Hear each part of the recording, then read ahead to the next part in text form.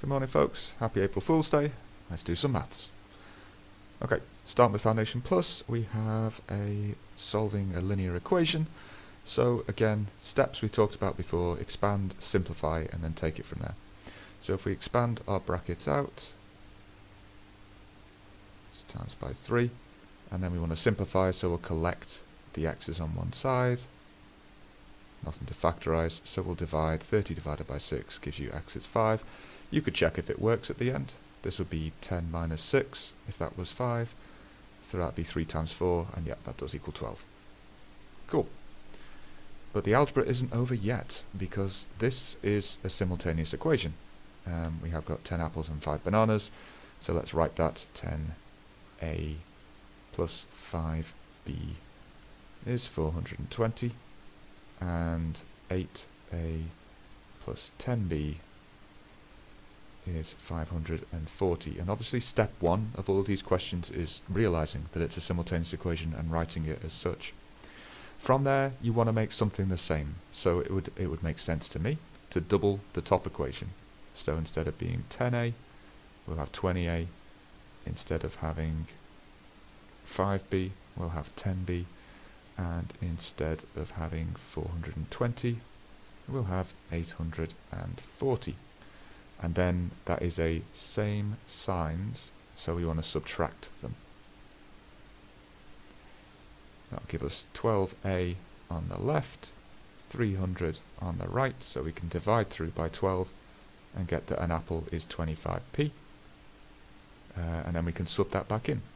So if I sub that into the first one, I could get this would be 250 for 10 apples, plus 5 bananas is 420p, so 5 bananas are 170p, so 1 banana is 34 pence. That's the cost of each. That's done. And then we have a bit of indices, so you've got to know two things with this: that if you have a minus power, that means flip it, so it'll now be 3 over 2. If it was just like 6 and it had a minus, it would go to 1 over 6 for what it's worth. And then we've got a power of 2, so we need to square it. If you square a fraction, that means square the top, square the bottom, and there you go. You could also write it as 2 1/4, I suppose, but no need. Okay, another scale factor question here. Trapezium S and T are similar. So similar means enlargement of, means we want to find out what happens to the lengths. So we need to compare some lengths, which would be the 1.5 and the 4.5, and that has been times by 3.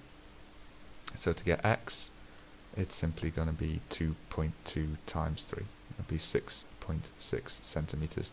It actually doesn't ask you to find y, but if you wanted to find y, you would just divide by 3. 3.2 centimeters. Okay. And then finally, we have the exact values of trig. Now, I'm just going to write out the table, because realistically what this is testing is, do you know what the table of values looks like? So we have sine, we have cos, and we have tan. And the values that we are meant to know are 0, 30, 45, 60, and 90. So let's fill in, and let's talk about the ways that you memorize these. So for me, I start with sine. That starts at 0 and ends at 1. And what happens is, everything in between is a fraction over 2. And then the numbers on top go square root at 1, square root at 2, square root at 3. So specifically, the answer to this first question is root 3 over 2. And the answer to the second question is root 2 over 2. But what about if it was cos or tan? Well, for cos, I'll do this in red, you take the exact same numbers, but you flip the order. So we now have 0 over here and 1 over here, and then we have a half, root 2 over 2, root 3 over 2. Okay, but what about if it wanted tan values? Well, to get to tan values, you go sine divided by cos to get tan. So 0 divided by 1 is 0. 1 divided by 0 is a problem. And then all these divided by 2's will cancel out when you divide. So it'll be just 1 over root 3. It'll be, that's the same thing, so just 1. and then just root 3 over 1, or just root 3 for that one. So those are the values you're meant to know for a non-calculator paper. Okay, onwards to higher, making x the subject. This is kind of Mechford, but it does have a square in it, and that's the one scenario where Mechford isn't quite done, and you need to do an extra step, which is going to be a square root in this case. So let's rearrange it. First thing we want to do, multiply any fractions. There are no fractions. Expand any brackets. There are no brackets. Collect terms. Yeah, we can do that. So we can add the y to the other side. T plus y is 3x squared. Nothing to factorize. Divide. Yeah, so t plus y over 3 equals x squared. And then because this is x squared and we want x, our last step is then going to be to square root. So just, bear in mind, if the thing that you're trying to make the subject is squared or cubed or powered in some way, there's going to be a last step after Mechford where you have to root it or power it. Okay, circle theorems again. So again, do you know the 6 circle theorems?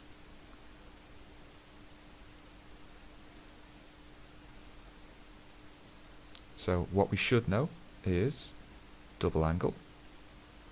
We should know cyclic quadrilateral. We should know same segment.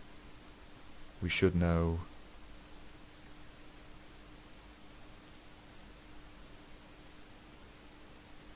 tangent plus radius. We should know semicircle plus right angle. And the last one we should know is alternate segment. Okay, I've not kind of explained what the rules are, but those are the words that should be going around your head, and those are the general diagrams you should be thinking of. In this case, this is pretty clearly option 2. This is our cyclic quadrilateral. Opposite sides add up to 180 degrees.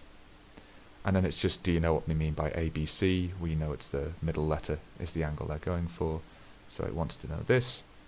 And that's just going to be 180 take away 95 is 85. And for DAB, or DAB, that's going to be 180 take away 62, which is 118. And the reason for both of those, if it wanted it, would be cyclic quadrilaterals. Not too bad so far. Aha, okay, so algebra time. Surface area of the cuboid is 270, and then we've got to show this thing. So show that is quite a common sort of grade 7 question. It's a good one to practice. And you have to, again, play this by ear. You look at the question, you read the information that's there, and we try and put that algebraically. So the surface area of the cuboid is 270. Okay, so start off, surface area equals 270, but we need to write that obviously using x's and stuff. What does the surface area consist of? The surface area consists of 2 squares, either end, because this is x by x. So 2 times square, plus 4 of these things going around the side. Now it's not always the case that those are the same all the way around the side, because you can have different lengths here and here, which would mean like the top might be smaller than the sides or whatever. But in this case, because both side lengths are x, these will all be the same. Okay, so we've now made that into 2 squares plus 4 rectangles is 270. And then we need to find the areas of these things. So obviously the square is just x squared, it's x times x. And then the rectangles are x times x plus 6, which is x squared add 6x. So let's sub that in. So we now have 2x squared for the 2 squares, plus 4 lots of x squared plus 6x is 270. Okay, and then hopefully when we expand and simplify this, we'll end back up at the thing we're trying to show. So I haven't looked at the thing we're trying to show at all yet, we've just used the information that's there. So, well, let's do that.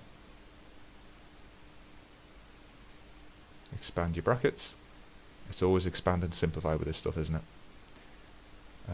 And let's jump ahead one extra step. Let's subtract the 270 over. And then we want to get to x squared, but we've currently got 6x squared. So we just need to divide everything by 6, I imagine. And if we do that, we'll get x squared, add 4x, and minus 45 is 0. Excellent. Okay. So that's the hard work done. And then always bear in mind that in these show that questions, if there's a second part where it's find it, it's basically there so even if you can't do part A, you still know the equation that you've got to try and solve. Because this part B is all about just like solve this equation, and we could do this in a number of ways. The one that's simplest to me would seem to be, factorizing, because times to 45 is 5 times 9, and 4 is 9 minus 5. And then you've got to be careful when it's real things that you pick the positive one, because you can't have a negative length. So we'd go with x is 5. You could, of course, use the quadratic formula. You could complete the square if you were inclined that way, but yeah, between those two. Cool. Okay, so that's higher. Let's go on to higher plus.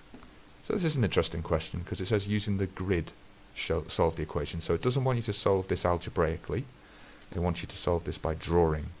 And this would quite often be in an exam, like a part 1, sketch these two graphs, hence solve these equations. But this is what we've got.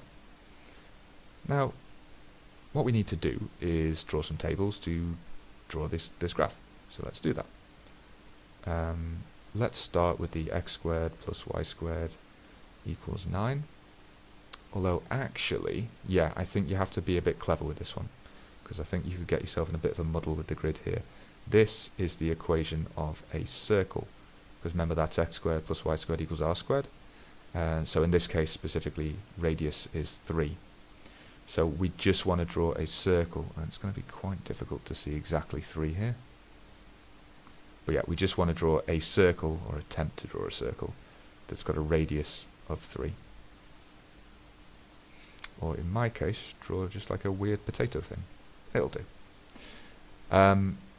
The second one is x plus y equals 2, and this is maybe where you'd use a more traditional table.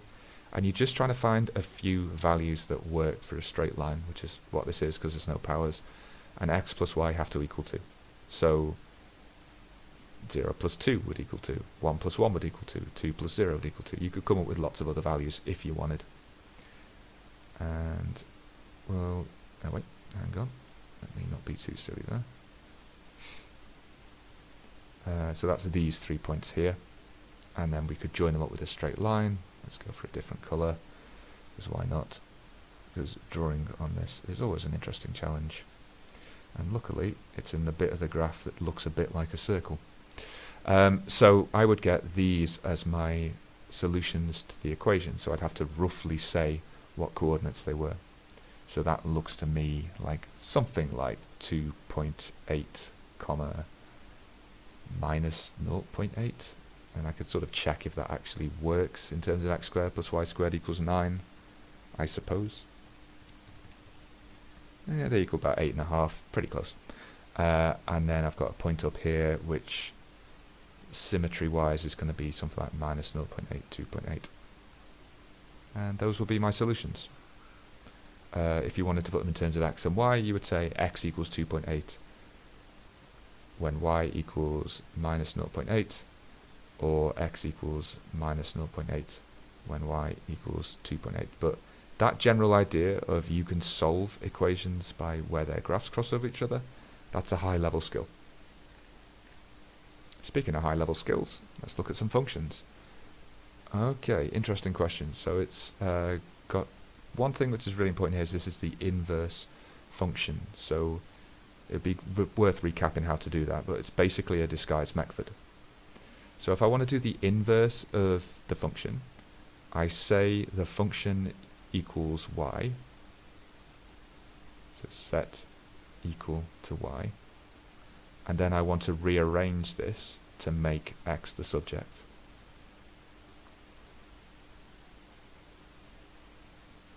Now how do we do that? Okay, so multiply. 3y is x minus 9.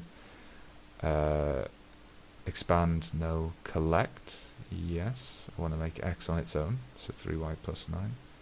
Factorize, no. Divide, no. So x is 3y plus 9. And then there's this last little weird step, basically, where you do what I'm going to call the switcheroo, where this becomes f minus 1 of x, and this becomes 3x plus 9. Because an inverse function has to be in terms of x. It can't be in terms of y. y is just like a placeholder we use to rearrange stuff while x is still there. There are other ways of phrasing it, but that's kind of the way I do it. Okay, so we've worked that out. So this is 3x plus 9, and it says equals g of x, so equals 5x minus 7. And now you've got just a linear equation with x on both sides. So we would take away 3x from both sides, we would add 7 to the other side, we would end up with 2x is 16, and so x equals 8. There's my solution. Cool. Okie dokie. So then we've got prove the angle in a semicircle is 90 degrees. Now circle theorem proofs are definitely grade 9, and I have not seen them come up on a paper yet. So I think they're definitely like one of the last things you learn. Obviously the circle theorems you learn, but the proofs of them. But let's talk about it. Let's see if we can sort of remember this. From what I remember, all the circle theorem proofs involve like drawing a straight line, an extra radius. Because when you've got radiuses, you have got isosceles triangles. So we've got 2 pairs of isosceles triangles here. Let's label these as A, B, and C. Now what do we do? I believe we mark this as being x. Let's label that even better. Let's change colours. And then we also know this is x as well. And we can tell this angle here, let's call this O. This angle here is going to be 180 take away 2x. So we probably need to start writing this out properly. So we would say x is equal to CAB, and it's equal to ABO. That's the name of the 2 angles we've got. And AOB, which is this red angle here, is 180 take away 2x, because that's like, you know, angles in a triangle add up to 180. So then we could talk about this angle here, which I will call COB because it's funny, which is going to be 180 take away this. Now 180 take away 180 would be 0, take away minus 2x would be plus 2x. Or you could just think that like red and orange have to add up to 180, so whatever that's missing, that has to fill it in. Okay, that's great. And then we use the other isosceles triangle. These two are obviously the same. So OCB is equal to CBO is equal to 180 take away 2x, because take away the orange angle, divided by 2, because there's 2 of them, which would be 90 minus x. Okay, nearly there. And then what we're trying to prove? We're trying to prove that this is a right angle at B. So we could say that ABC, which is the angle we're after, is equal to x, because we set that right at the start, plus 90 minus x, because that's the green angle. And the x's cancel out, and it's 90 degrees, and you're done. You take a well-deserved nap after that. As I say, circle theorem proofs you're not necessarily expected to, well, they are on the spec, they've never come up. Put it that way. But yeah, that's the proof. Okay, so another interesting one. So prove triangles are congruent. Now this does come up. And to prove triangles are congruent, you've basically got 4 options. And they're these little, 3-letter acronyms. So S stands for side, so you can use side angle, A stands for angle, side, angle, side, angle, side, angle, side, side, side. This one specifically stands for right angle, hypotenuse, side. But I don't think we're going to use that because I can't see any right angles here.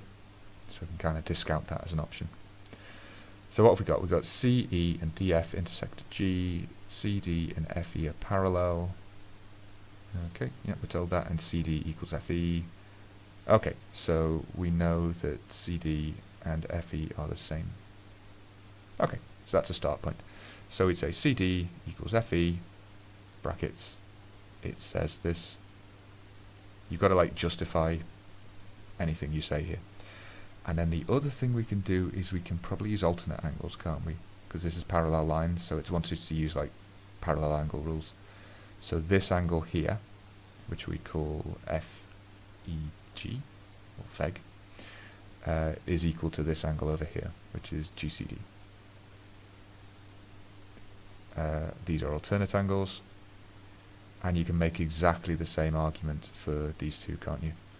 You can say EFG is equal to GDC. Again, brackets, they are alternate. And this gives us an angle, a side, an angle, so congruent by ASA. Done. Okay. A few angle proofs at the end there. It's been a while since we've seen some of them, fairly fun stuff. Hope that helped. I'll see you tomorrow on a day which is not April Fool's.